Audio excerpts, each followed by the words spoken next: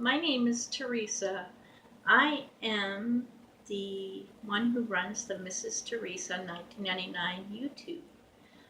I have many different things on there, mostly from personal life, but I have been nominated by Sam from the Blind Spot and from Derek Daniel to anybody who is visually impaired or blind to make a VIP tag video about their visual impairment.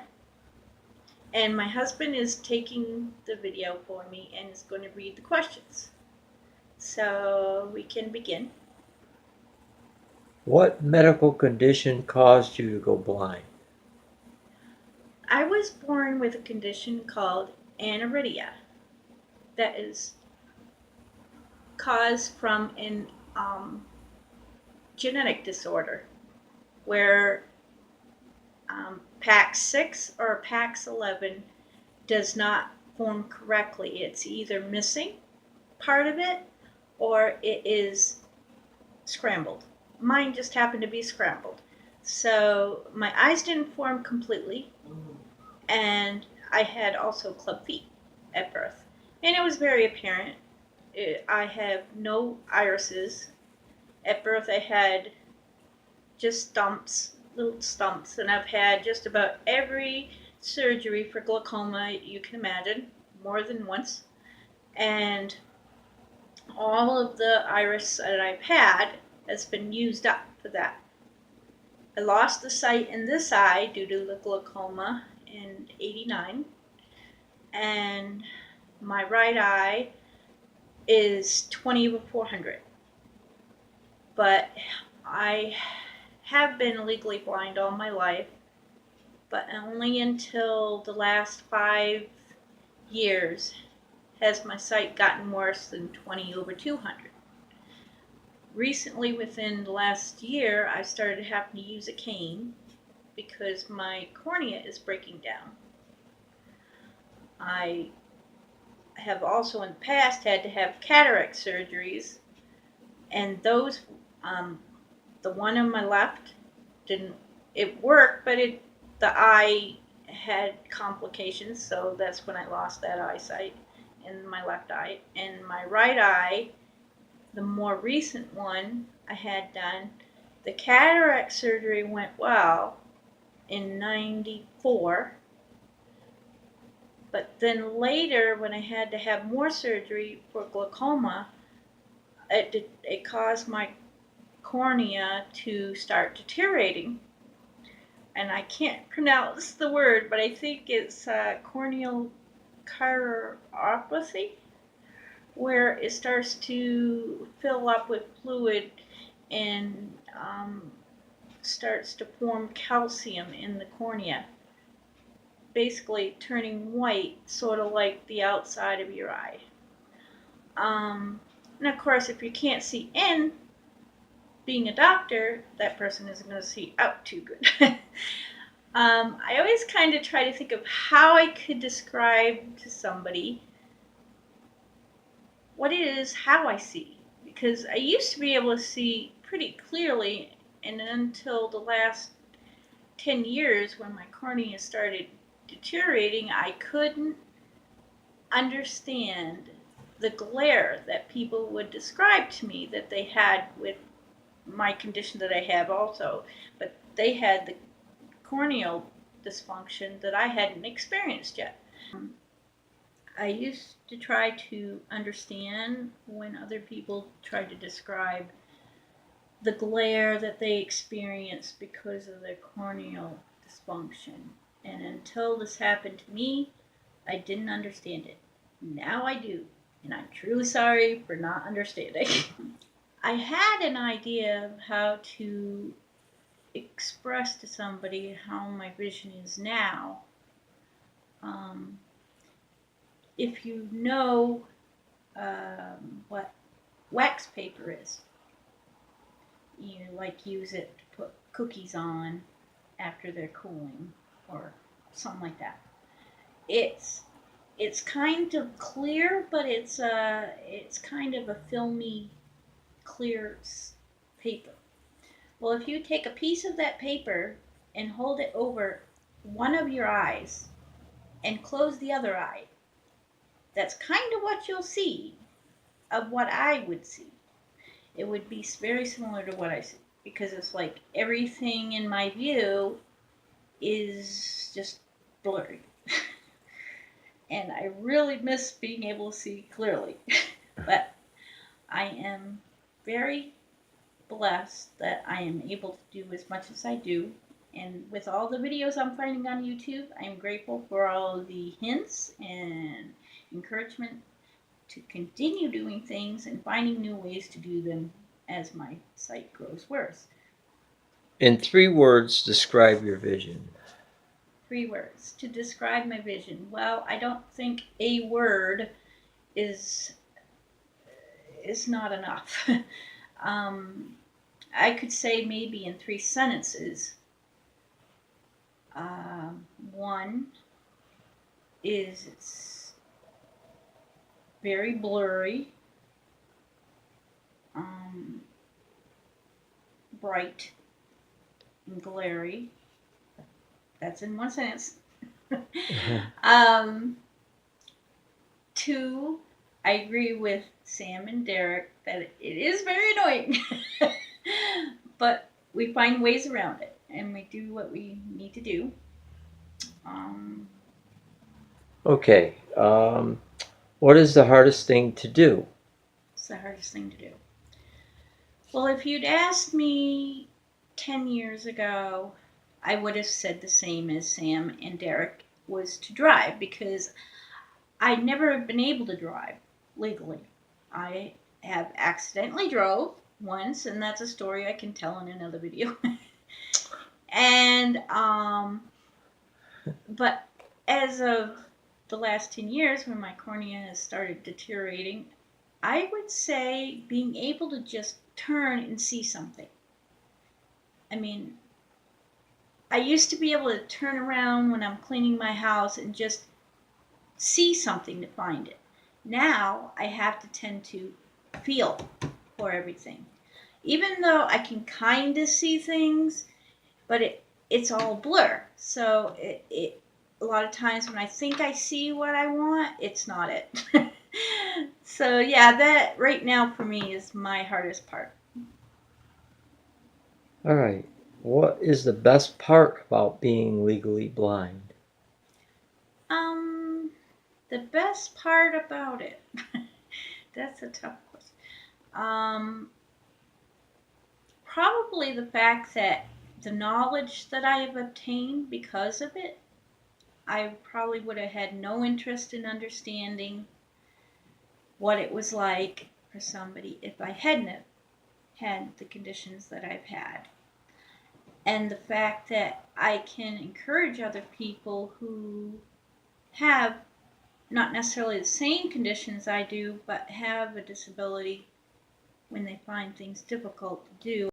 I can give them suggestions on how to, possibly think of different perspectives on the situation that would encourage them to keep trying. Don't give up. What question do you get asked the most? What is wrong with your eyes? Why do you keep your eyes closed? Well, Right. well, I kind of described already what is wrong with my eyes. And why I keep them mostly closed is because the light is too bright.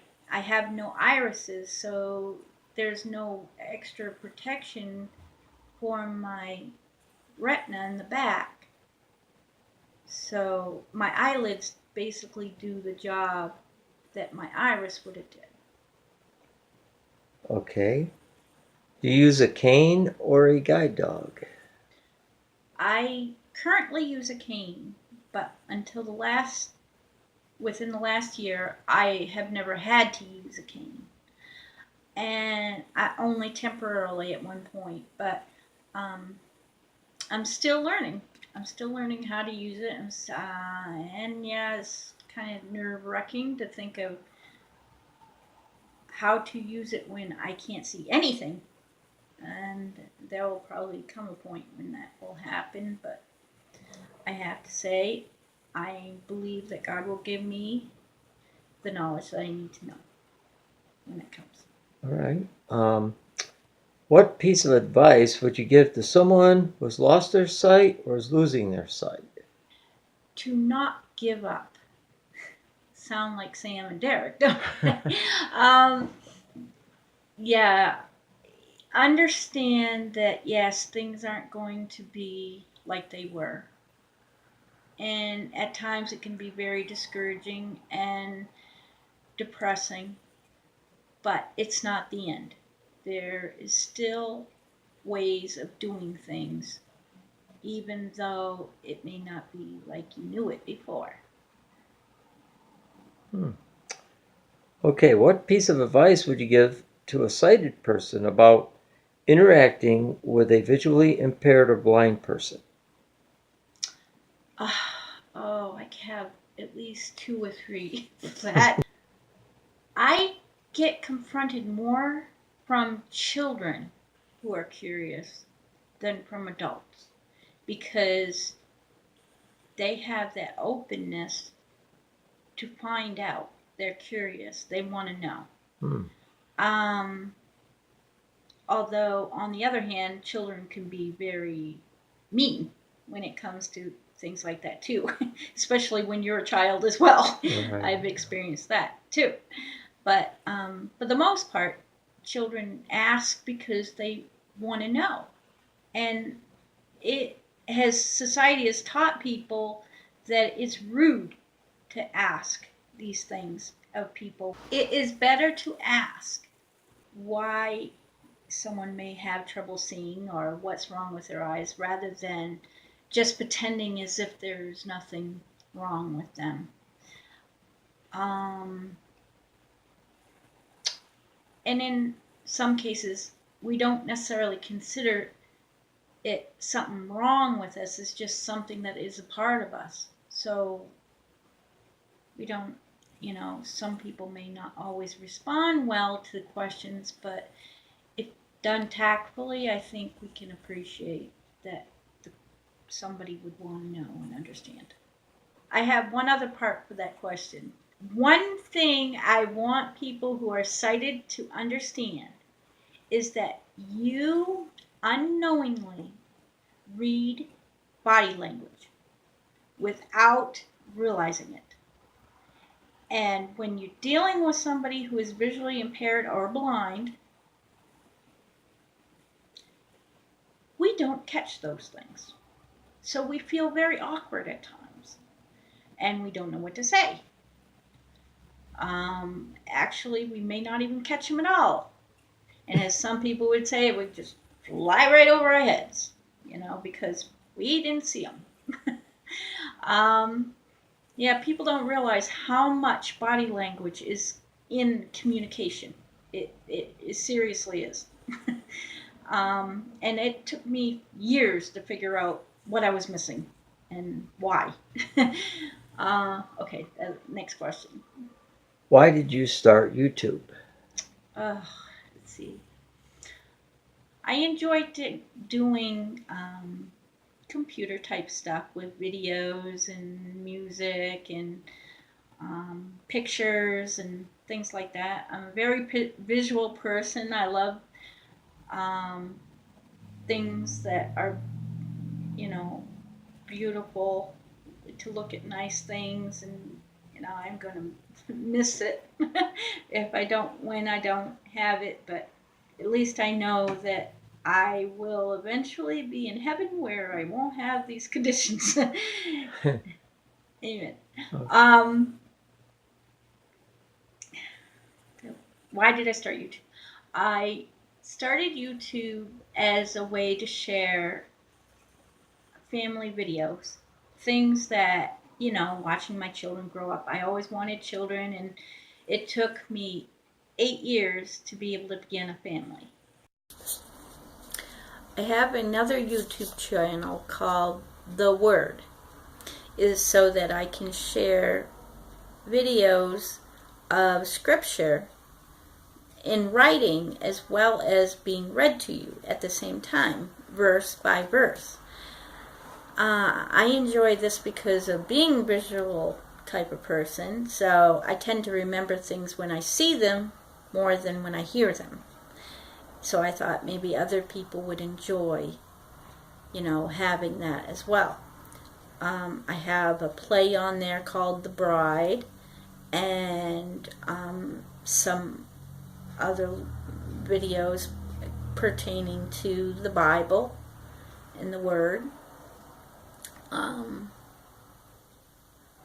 Yeah, just those type of things. I only just recently started exploring the visual impaired community on YouTube, and I'm starting to really enjoy it.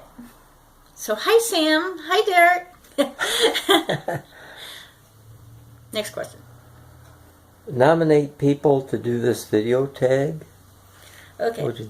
I would like to nominate my 2 youngest sons, Nathaniel and Joshua, because they are also legally blind. Because of my condition, they have inherited. Mine was sporadic, so my parents didn't have it. It just sort of happened, and because of the chromosome disorder. But once I developed it, it can be passed down. It's a 50-50 chance. But I do have another son who did not inherit it as well.